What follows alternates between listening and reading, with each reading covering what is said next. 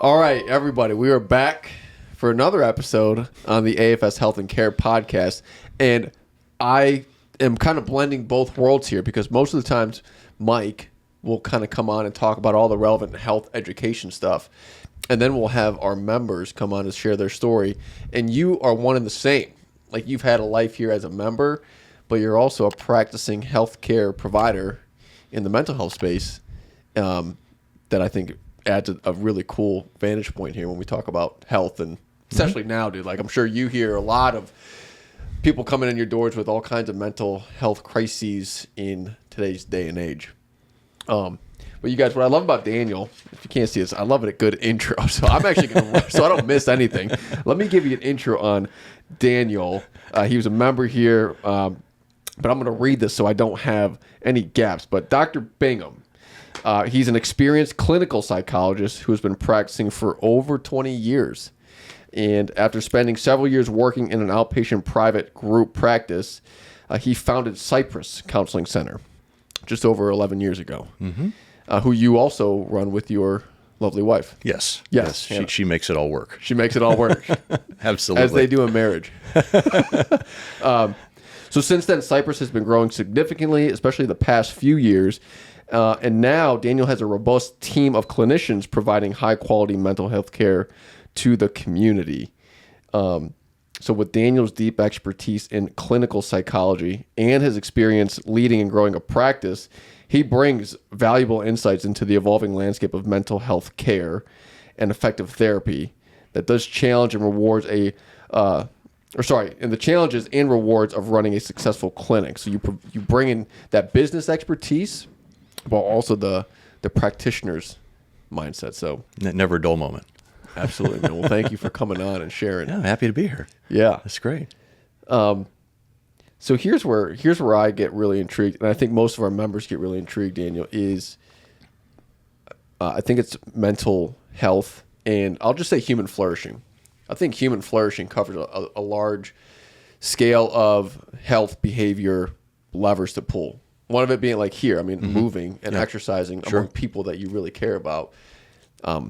That's a big piece, but I do think there's more and more connection between people getting engaged with physical activity, not just for being more fit or building muscle tissue or whatever. I think it is more for mental well-being. So I guess I kind of want to open up. What are you seeing in the landscape of just mental well-being or our population's health from your unique vantage point?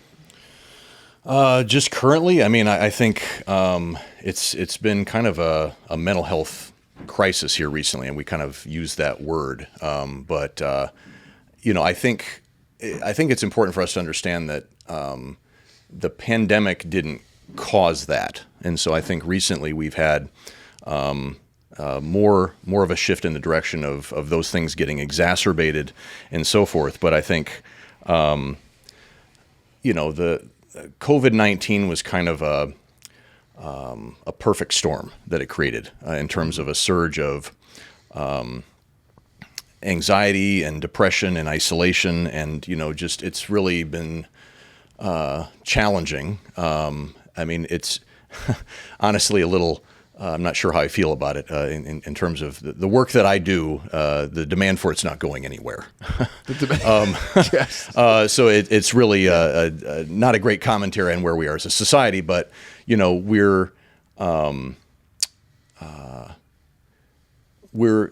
is just something that has been in the works, and it's been exacerbated. Stress levels now, distress amongst young people, especially. Suicidality, opioid use, alcohol use has really reached staggering levels, and it's really, really sobering. Is it more prevalent in a certain age demographic? Well, I think we've really especially seen a rise in youth distress, and so I think there was a study that in 2011, maybe I think something like 19% of high schoolers seriously considered suicide or were contemplating it, and now it's like 24%. Oh, wow. So, on the surface, maybe that doesn't sound a lot, but that's a significant increase. It's absolutely the wrong direction. So, but I think what's important for us to understand is that this is not an individual thing. I mean, I think my field sometimes can err on the side of thinking in terms of individual pathology. This is a structural, systemic kind of thing, and I think we're sometimes likely to miss that. The structures, the way that it's just sort of in the air we breathe. We're in an era of hyper connectivity. And yet we're so disconnected. We have unlimited access to social media, and yet we're so lonely. It's loneliness is really at an all-time high. And so I think at the same time, we're a society that rewards productivity and not presence. And I think there's a cost to that. Yeah. The Surgeon General came out with that loneliness epidemic piece. I think it was 2023 or something like that. Possibly. Which makes all the sense in the world when you look at the surface of like the pandemic came and kind of secluded everybody. The rise of digital connectedness and how accessible things are. Is that loneliness piece? Is that kind of like widespread across all ages, or is that kind of targeted to a certain group of people? I do think it's widespread. I think, like I said, I think youths are probably especially feeling it. But we're just, it is ironic given how connected we are that we feel so lonely. I mean, just even talking with some of my clients, increasingly their connections are virtual. Yeah. And so it's like, I got friends, and then I'll probe deeper, and it's like, oh, none of them are local. I'm like, oh, okay. Yeah. It's important that we have some flesh and blood that's sort of, tangible nearby in addition to these virtual relationships, even as they can be, a lot of times virtual relationships can be very helpful. But I don't think in most cases is adequate for most people. Mm-hmm. Yeah. And I think it's challenging as you become an adult too, to have these more real local relationships. Because as an adult, where do you spend time? It's like work. You get these work friends, but it's like with the kids. Kids they have daycare, they got sports, they got school. Like they have all these little outlets to make actual real relationships. Whereas like the growing adult, those pathways kind of get a little bit limited. They do. It does require a lot of intentionality, I think, and I think we struggle with that as a society. I think we're just we have to be more intentional about that. Individual symptoms and treating symptoms and, getting the right diagnosis, all of that matters. But I think we have to sort of change the conversation, thinking through what are the structural realities, what are what's just in the air that we breathe that we're used to. I mean, we need communities where we're ensuring people are connected, that we have a sense of belonging and meaning, and sometimes those are just so lacking for so many people. Yeah. So you mentioned there's like this systemic issue. There's these structural things that are causing the state of loneliness and poor mental health. Is it more than just like social media? Like what else contributes to that? Well, I think that as a society we're exhausted and burned out. I mean, I think we're we don't tend to value self-care in addition to, I think, some of these other systemic issues. But, I went to a conference. It's making me feel old now. It was probably like 15, 16 years ago. A preeminent trauma researcher, Bessel van der Kolk, who practices in Boston. And I went out there for a workshop a while ago there. And, he talked about some of this phenomenon, that we're just kind of isolated, and that we, our brains don't work as well in isolation, and yet we tend to be very individually focused. I mean, the medical model and just how we tend to think about diagnoses and think about healing, think about treating people is very sort of individualistic. Structurally, I think what I was starting to get at there. There are some societies where self-care or ways of, regulating emotion is kind of part of the culture. We don't have that. Like when we're stressed out, we drink. When we're stressed out, we use drugs. When we're stressed out, we overeat. So the things that we do when stressed out make us more stressed out. And so we don't really have any culturally embedded rituals that are often so important and crucial and physical health, longevity in general. So you're saying there are communities where if somebody's going through something stressful, they all come together and work it out in a ritualistic way. Like it's like part of the norm. There are cultures where those kinds of things. I mean, I think of cultures where, something like Tai Chi is just much more kind of part of the norm and just normal, that you just engage in these rituals or activities, practices that, where you're not necessarily conscious of it, but you're breathing deeply, or maybe you are conscious of it.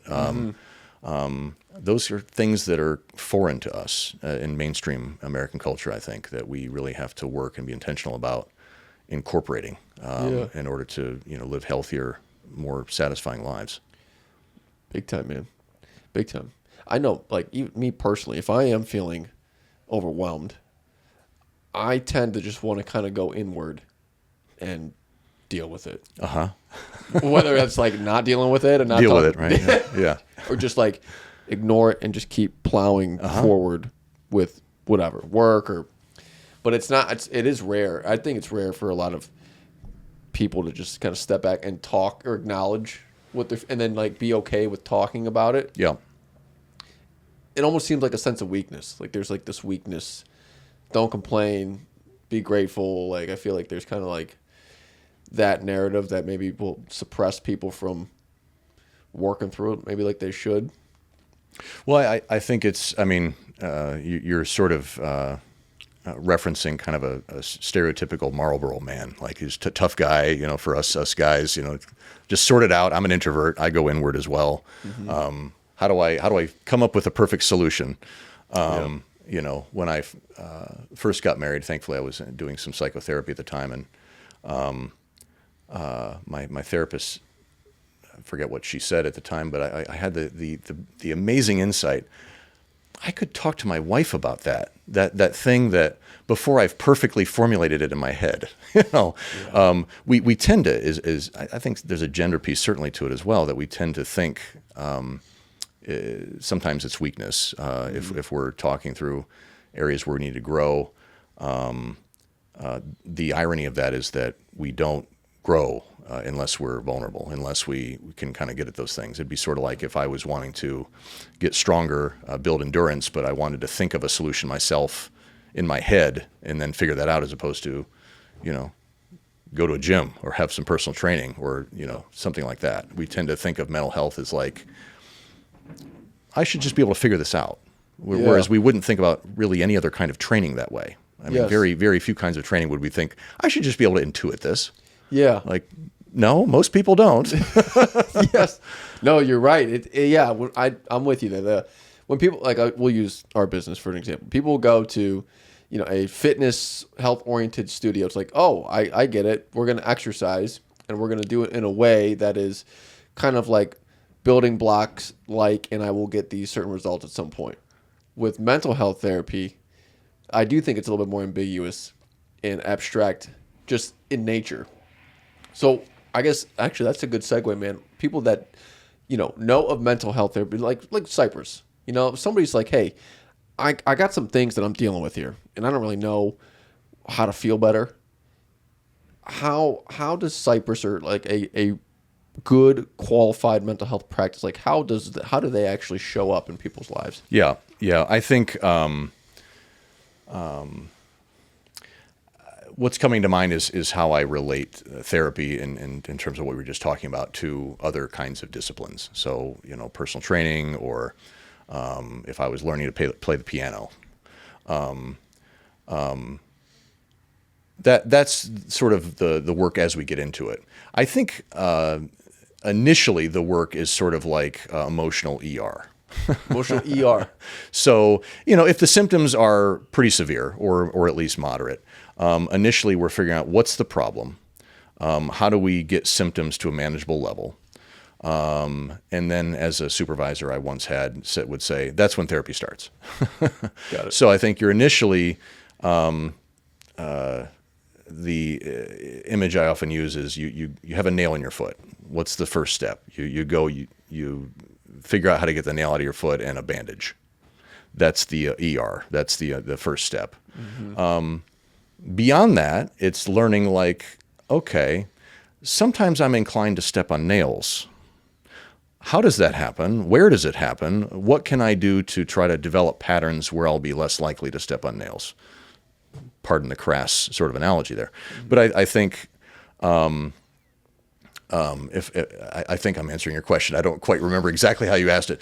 I think that therapy can be valuable for just about anybody, and I think that probably sounds like something a psychologist would say. But I've probably logged 400 hours of therapy for personal and professional reasons. If someone is not sure if therapy works, like I don't think it works. I know it works. Right. And, you know, I wouldn't be the psychologist I am today without my own personal experiences, the sort of palpable change in insight and intuition development over time. But yeah, I think it doesn't have to be a long-term process. I think sometimes it's like, well, I don't want to be in therapy for years. And I've had clients tell me that. It doesn't have to be years. It can be the emotional ER. Like I go in, I figure out some symptoms, some coping strategies. I'm good. Yeah. But I think for most people, some people approach therapy like they approach having a plumber over to fix the sink. Like let's just stop the leaks. I'm good. Okay, 6 sessions. All right, 8 sessions. We're good. I think for most people though, there's a recognition after a few sessions of like, you know what, I have some patterns that if I probably leave these alone, I'd probably be back here in 6 months. So I think, and I think good therapy provides psychoeducation around the benefit of the process and, learning to really become attuned to oneself. So much of therapy is kind of a reparenting of oneself. Our parents did their best in many cases, but sometimes our parents didn't know things or they missed things. And I know you got a little one at home now, and so like this is you're in the trenches right now. Oh, in the trenches, 100%. But it's something where, regardless of the intentions and what our parents were capable of, what they weren't capable of, it doesn't change what we need. And so therapy, it's sort of like, you know what? Sometimes I'll say to my clients, you have a job to do. I'll be empathic. I won't be harsh about it, but it's like, you got a job to do. There are ways that when you're dysregulated, you got to tend to yourself. And so, just to be candid here, when I screw things up, when I do things in a way that it's not really the level I want to do them, I get pretty down on myself, or at least that's the default. And would that be a pattern? That's been a pattern. I'd say I'm getting better at that. Gotcha. I'm becoming more compassionate with myself. The therapy was helpful for a lot of that, but I think that it's okay if I was tending to a child or I was tending to a younger version of me, and there was a mistake made or there was something that part of me was feeling upset or fearful, something. If that was a child outside of me, would I scream at that child? I hope the answer would be no to that. But sometimes that's what we do to ourselves. That's a good reframe. And I'll be honest, sometimes it does lend itself to greater gains in the weight room. Sure. Time and place to but I think but I think it has its limits, because I do think that that also lends itself to injuries. Sure. That approach. And so I think in all actuality, treating oneself well, we haven't gotten into this yet, but I think like in terms of engaging my body the right way, in terms of really thinking about joint health, if I'm using my muscles, for example, the right way, I'm actually going to be able to lift more as opposed to I'm just forcing myself through this, and so I'm, maybe overworking certain parts of my body and underworking other parts or something. But I think I've gone a bit far afield here. No, that's perfect. That makes sense, and I like the analogy. I like the nail analogy. I've been in. My wife and I started doing couples therapy a handful of years ago, and I have also found just having that objective third party to talk things through, and it is the emotional piece does kind of get mitigated when you have that setting and that person, someone like you in the room, just to kind of like nurture the process. Mm-hmm. It makes a big difference. Yeah, it totally does. Yeah, and it's funny that pattern recognition I think is interesting. I think a lot of times people go through life feeling ways that either they don't really question why they feel that way. Could be super positive or just out or off or negative, but it's just they just accept that that's how they feel. How much of dysregulation would you say that you I don't know if equate to relational issues is the right way to put it, but in your practice, like people that are dysregulated or often get back to being dysregulated, you find any common denominators? Is it more relational strains that they have, or is it existential crises? I think probably, I don't know that I'm citing research here. This is just my own lived experience or experience as a clinician. I think probably 75% or more of couples issues are individual issues. Got it. So, I think it's humbling. I mean, like I said, I've done quite a bit of therapy myself. I'm someone that prides himself. Sometimes I can get a little bit too proud in certain ways, but I pride myself on being introspective and having a pretty considerable self-understanding. And I have big blind spots, or at least I'm becoming aware. The discovery of new blind spots does not stop. Mm-hmm. And so I don't say that as sort of a discouragement if someone, who's maybe listening or something hasn't been in therapy before, like, well, he's a clinical psychologist and he's done all this therapy and he's blind. But I think, again, like if we compared doing psychotherapy to any other discipline, personal training, learning an instrument, whatever,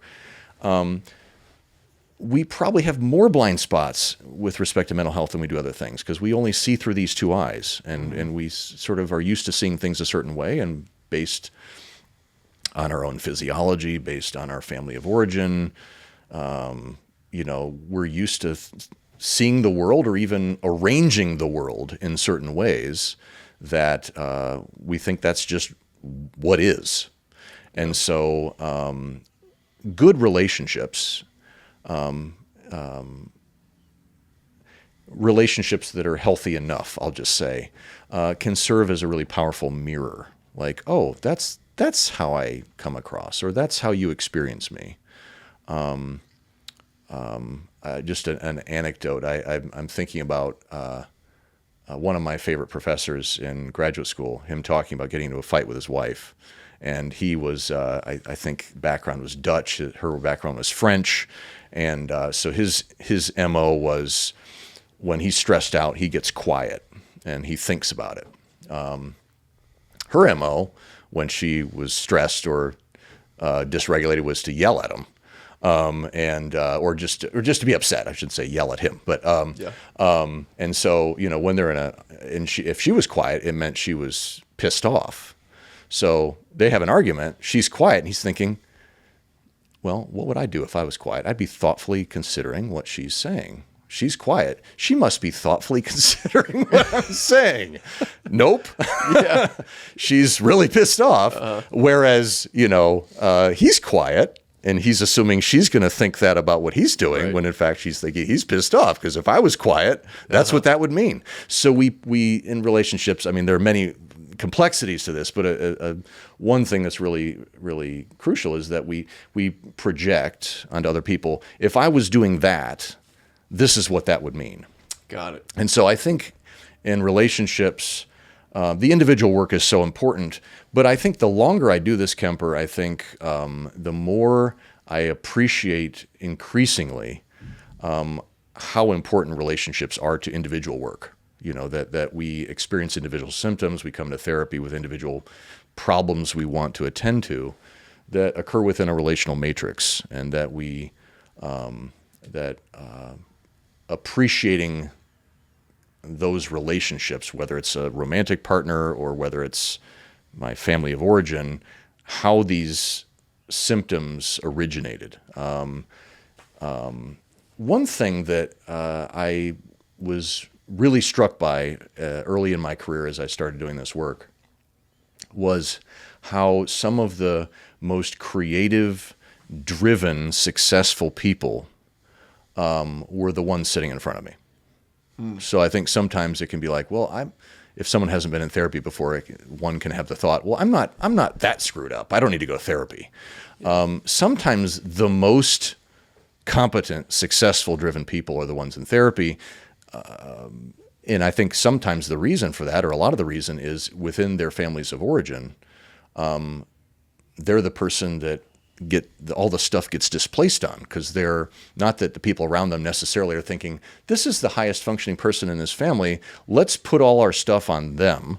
Mm-hmm. But it just kind of naturally, people naturally absorb that if they're more competent or capable. It's sort of like the most competent or capable person in a classroom in a group project, who's going to be doing most of the work. It's like, they kind of take over. They're used to doing that. And so maybe shouldering stress that is largely not even theirs, or at least goes beyond theirs. Maybe it's even multi-generational in terms of what's shouldered. And so I think that there can be a lot in the way, for example, of unprocessed trauma that I'm sitting with one person, and yet it's like we're dealing with systems and generations of stuff that maybe no one else has ever talked about, or no one else has sought help about. And you're the one sitting here trying to make sense of all this. Makes sense. Because all these little like micro overloads are, you don't realize them as they're happening, especially if it's family of origin stuff. You're conditioned in such a certain way. It's the norm. Me feeling this way is normal, because I always have. Right? Yeah.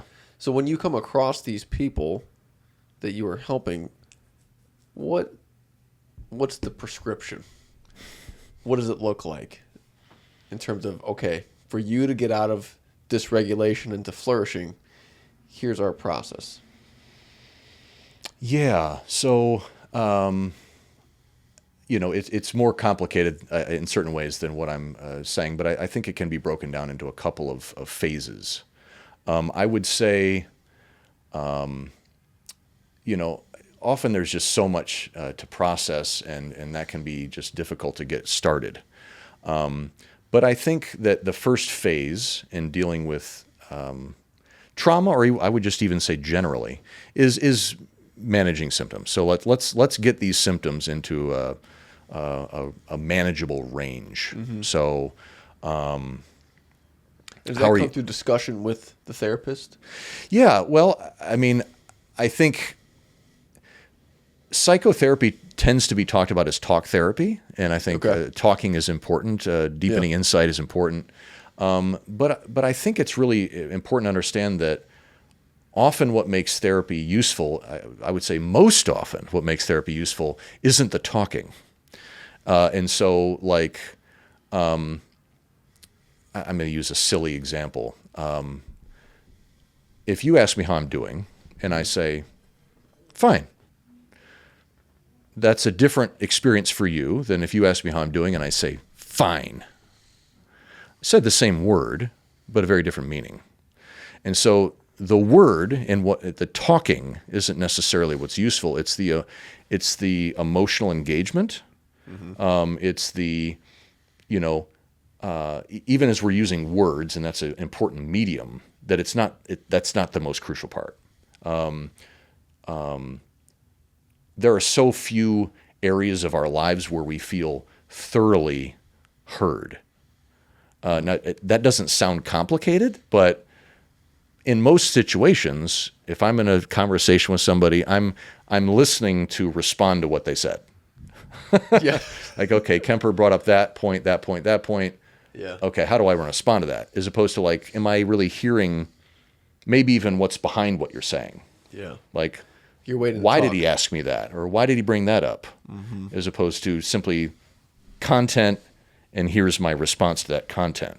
And so having a context, or having a forum within which we can feel heard, is so crucial. I mean, getting back to sort of the notion of reparenting. I won't get into sort of the research on attachment and so forth, but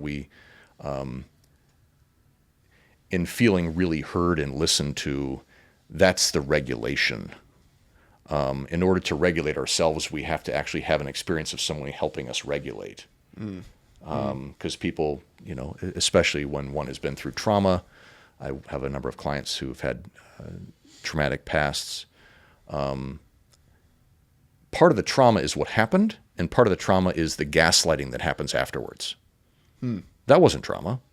You're exaggerating. You're too sensitive. Yeah. You're too sensitive. You just like, this was not a big deal. Or that never happened. You're making that up. So that's often even more traumatic than the trauma itself, as it were. And so the regulation is something that happens interpersonally, and then it can get sort of absorbed, and I guess the technical word would be, then it becomes more intrapsychic. Then I'm sort of then regulating myself. I'm reparenting myself, utilizing something that happened in therapy. So I've had clients tell me, like, I've thought, most of my clients call me Daniel. Some insist on calling me Dr. Bingham, but whatever people are comfortable with. Yeah. But I have a client who's like, I just thought, what would Dr. Bingham do? This thing happened, and that's really that's the intermediate part of the process.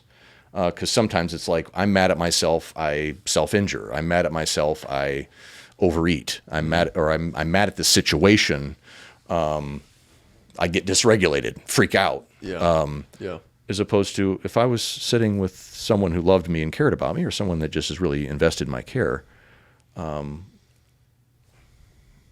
would Dr. Bingham do? What would he tell me right now? And I think that kind of questioning, or that kind of process, is sort of like, as it were, sort of the caricature of the devil or the angel on your shoulder. He's sort of like, what would the person that cared about me tell me right now in this situation? Yeah. What would they want me to do? Or if I had a good friend and they were experiencing this, what would I tell them to do? Or what would I want them to do? Even if I wouldn't necessarily tell them that in an assertive way. So that kind of, I'm digressing here, maybe getting a little bit too into the first part of the question. The first part of the question is how do you work through that trauma? And so the first part is get functional. And so we're like, in your work environment, how's it going? Are we doing okay? Are we holding down the job? In relationships, like, well, actually, I'm getting a little ahead of myself. So in those spheres, how do we get functional? How do we do reasonably well? And then the next phase is relationships. Completely different animal. Interesting. So for trauma, for example, it's way different. It's even more extreme in terms of how different that second phase is, because I might be able to be very functional in my job and take care of business the way I need to. Relationships require a level of vulnerability in our marriages, and that's just a completely different thing. And so for some people, it might be like, I've sorted out the functionality, and I kind of want to have, not too many people that are close. And, people can manage different numbers of close relationships. But I think for all of us, we have to figure out that second phase at some point to some degree. Mm-hmm. Some of my clients are like, you know what? I would rather keep most people at arm's length. And it's like, given what you've been through and the number of times you've been traumatized, I get that. And I actually would encourage you to pace yourself with that process. But relationships are important, and we got to get there at some point. But I tend to think of the process as being broken down into two phases that way. That makes sense. Yeah. I like, get the inflammation gone before you can start working on repairing the wound. Right. That makes total sense. I do feel like, what you said about the emotional piece behind just the talking is super critical, and you can connote a lot from that. And I think too, like, the work it's hard to keep the work going when you're not in front of Dr. Bingham. You got to go home now, or you got to go back to work and apply all that, all that thought and, discussion that you had earlier into the real world without really anybody overseeing you physically. It's tough. Yeah. Yeah, it's. I mean, we can do a lot of things ourselves, but having a third party, having someone who's really listening, who's,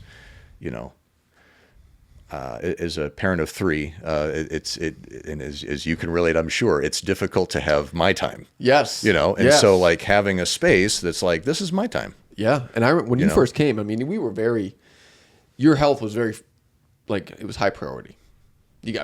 Father of three, business owner, and practicing psychologist.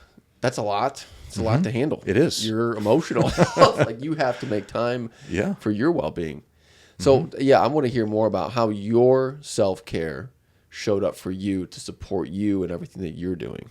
Sure. So, I mean, I think early on in the pandemic, I'd say maybe 6 or 8 months in, I'd been, on my laptop 10, 11 hours a day or more sometimes doing telehealth, doing teletherapy. My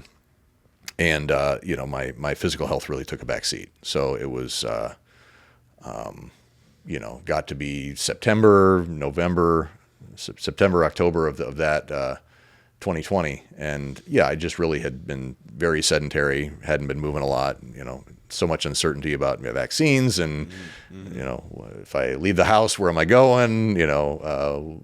So like everybody in the world. So I got to a point where I was like, you know what? I think I'm going to just build a home gym. So I started taking that more seriously. I was like, I got to make a change. Like, I think, sometimes I talk to my clients and, motivational interviewing and try to figure, because sometimes folks, we like to think we're always motivated to change. Change actually doesn't take that long. It's getting ready to change that takes the time. When I'm ready to change, but we sometimes are not aware that getting ready to change, that we often have ambivalence around changing. Change is scary. Yes. Anyway, so I sometimes when I talk to my clients, like, how, given this current situation you're in right now, like, how dissatisfied are you with it? Like, on a scale 1 to 10, 1 being like minimally dissatisfied, 10 is like, I can't stand it for another minute. Usually when people get up to about an 8, they're going to change. That's where it's at. Huh? If somebody's 4 or 5, it's like, well, probably it's a high number. But it's right. It's kind of a no man's land. It's kind of like right in the middle, and it's like, I'm not. It's not comfortable, but it's not bad enough yet. Yeah. So like, It's just interesting how much pain we have to be in to change. I can tell you that people don't come to see me like, my life's good. I'd like it to be even better. Like, it's pain. I say this with all empathy, because I think some people come in with just extraordinary pain. But pain is often a useful teacher. Yeah. But in terms of my own process of what I needed to get to, I was probably getting up to an 8 or 9 there in late 2020, and like, I got to do something. So I went out and spent a couple $1,000s on building a home gym, or at least a skeletal home gym. And then I was like, I could probably spend 10 times this, and I don't want to. And I think I need different energy around me here. Yeah. So then I was like, you know what? I think I need some hands-on support. Like, I'm doing some things, and was working with a trainer remotely, but that was, it wasn't too much longer. I was reaching out and talked with a friend, and he was pretty all in on AFS. So that's when we talked, and it was like, hey, you got personal trainers walking around the room and hands-on, and somebody that can support and help me not kill myself. Right. Make sure I don't do anything stupid. But that was kind of the sort of process of getting me to have that initial conversation with you sometime, mid-year 2022, I think, at that point. Yeah. And then kind of things went from there. And you've been on that routine pretty much ever since. Pretty much. I mean, I think, it ebbs and flows. I mean, I'm somebody who is kind of on or off, in all honesty. And so sometimes I have to try to do things moderately, because it's not how I'm wired. But I think, something that's been a struggle for me has been, levels of insomnia. And so, like, I think, there are some people I, have conversations with folks that work out here who are like, I got 4 hours of sleep, but I still got here. I'm like, I don't know how you do that. Like, if I went in, I'd work out for 5 minutes, feel lightheaded, and leave. Like that's how that would work. So I think really trying to get sleep kind of under control, and so that's something that I think as a society we really undervalue, like how much sleep matters, like mood, energy, motivation, focus. So I've tried to set more realistic goals with myself over time of like, if I work out 3 times a week and it's 3 solid workouts, like that can be okay. Like you have a lot going on in your life. This is part of me being more compassionate with myself. Yes. For a while it was like, if you don't work out 5 times a week, you failed. That's how I tend to treat myself, or at least historically. If I get 4 workouts in a week, great. But if I have realistic notions of, got in 3 workouts, that can be okay. Yeah. That can be okay. Yes, pre-2020, you said you were in this kind of pain level of like an 8-ish. Then you got emotional pain. I mean, I wasn't like physically in pain of like no, for sure, yeah. But like just like I got to do something. Like 100%. This is but feeling aches and pains associated with like sitting too long or just muscles being inactive and getting tightened up and stuff. Yeah. Yeah, and this is where a lot of the exercise, not even exercise, just physical activity research is showing up when it comes to people's mental health, mental flourish, emotional flourishing is when they start moving more, particularly outdoors in sunlight. Mm-hmm. There's just this sense, and there's some case studies that took a cohort of people that were on antidepressants and anti-anxieties, and another cohort where they also experienced depression and anxiety symptoms, but they just had a movement prescription that did incorporate some outdoor movement. Uh-huh. And both groups performed very, very well and showed reduction in depressive and anxiety-like symptoms. Mm-hmm. Absolutely. And I think that's becoming more of like the push for this whole movement, like this physical activity, exercise, health realm. And it makes so much sense. And it is immediate too. Like after you get done moving, outside walk, exercising, just the biochemistry in your brain, it changes right then and there. Yeah. Yeah. So for you were in the state of like, emotional, like something's got to change. How do you notice your exercise or movement routines impact that? Oh, it's massive. I mean, it's just as insomnia keeps me from working out sometimes, and then my mood takes a hit, and then energy takes a hit, and so forth.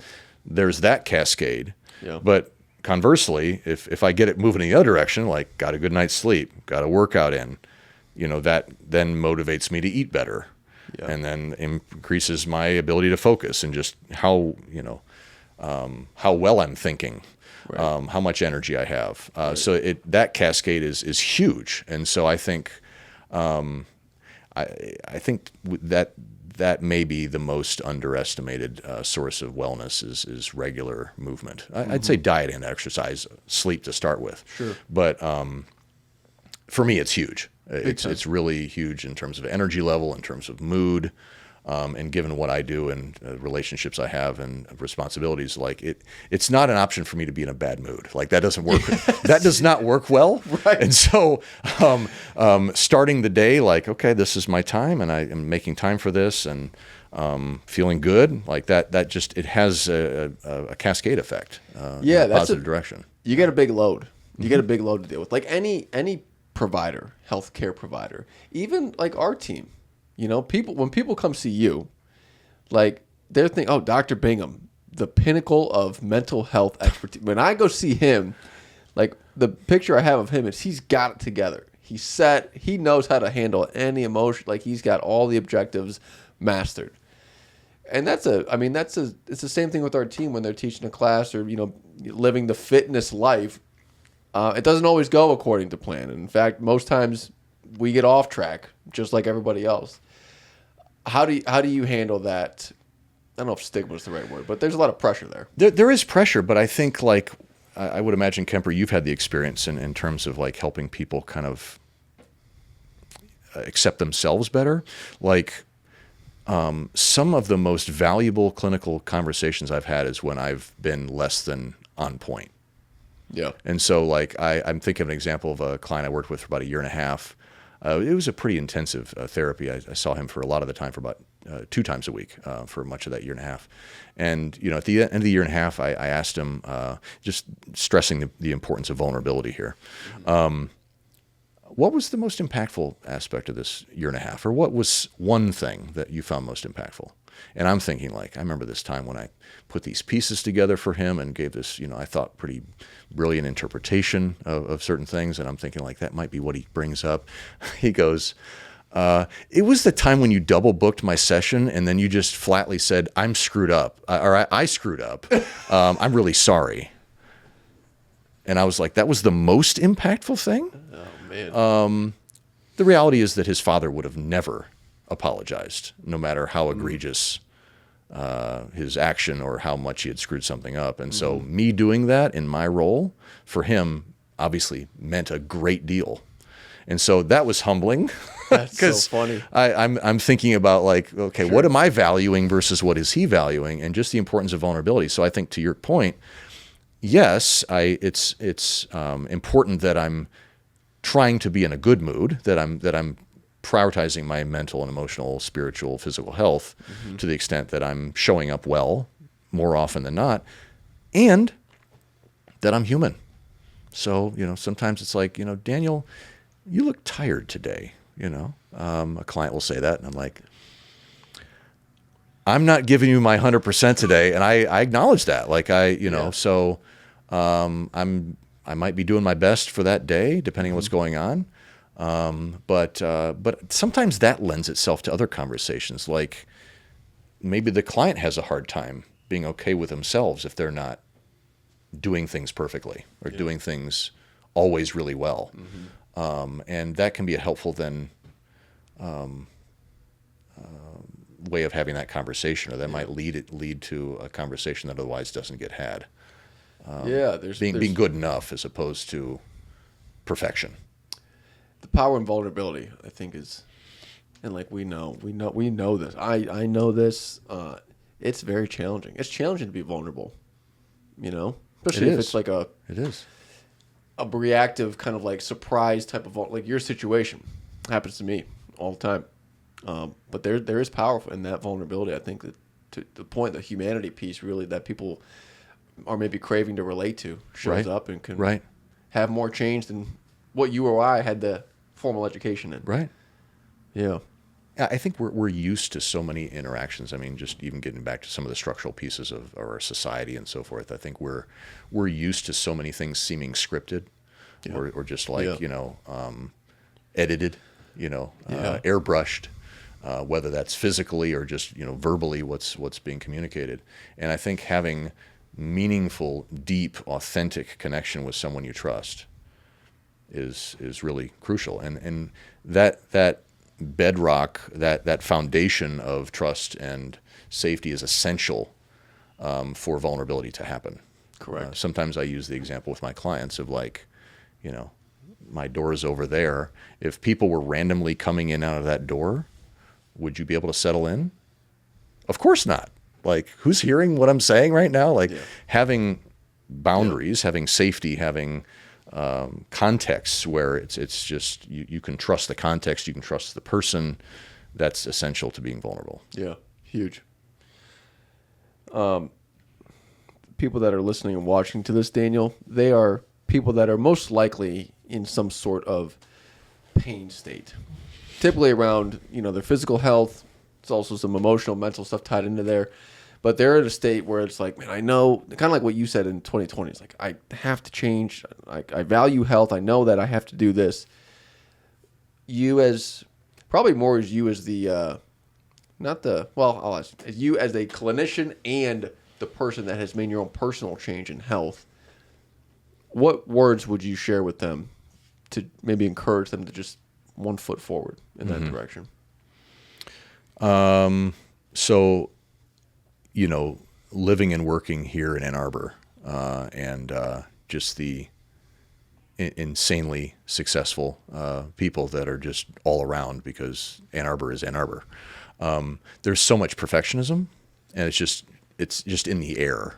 And so I think that is one of the biggest barriers to change. I have this perfectionist notion of what change looks like. And if I can't do that, there's no point in even trying. And so I would say, and maybe you were kind of getting at, it might have been a conversation we had some time ago of like the biggest change is going from sedentary to doing a little bit, that you're just barely doing something from doing nothing is the biggest change in terms of overall health. And so my, I guess, professional and personal recommendation would be just do something. Like if you're 100% sedentary, walk around the block if you can, if that's a starting place. I ran a marathon back in 2016. It's the one and only marathon I've run. I don't know that I'll have interest in doing that again. I'm with you, man. It's hard on the joints. But it started with having I'm going to digress here for a second. There was a trainer that I didn't meet personally. I heard about this individual who trained marathon runners for 30 years. He had one person who didn't run a marathon that was a student of all his students in 30 years, which is amazingly impressive. Yeah. And what he would tell marathon runners at the beginning of the process is he would say, tell everyone you know, I am a marathoner. That was the first step. So I'm establishing an identity as someone who does this before you've run one. So I think just starting with the smallest step and going from there. It's so hard because I have a number of clients that have perfectionistic tendencies, and it's like, I can't do this. There's no point in trying. Like it's like, well, no one goes from here to there like that, and it actually it's a sabotage to growth. Yeah. As opposed to if I'm here, how do I get a little bit further, a little bit higher? Yeah. We actually undermine ourselves by setting those goals too high, as opposed to something that's just like, what's the best I can do today? Or what's something solid I can do today? Not let me try to be where I think I should be today, even though that's really more of a 2-year goal or something. It's powerful. Yeah. The identity piece is so powerful. I think it's a brilliant first step from any wise coach. The more that one could identify as the person, their future self that they're trying to be, that makes the beliefs and habits and actions all kind of more aligned, as opposed to, imposter syndrome and then trying to take action. Right.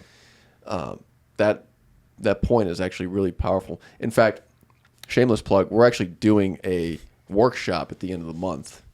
This is March 20th at 5:30. We're actually going to be talking about that concept in the terms of health, like physical health behavior change. Okay. Like going from habits habits are good, but let's start with identity. Like, what's the narrative that you're telling yourself? What are your core values, your core beliefs? Why does it even matter to you? Absolutely.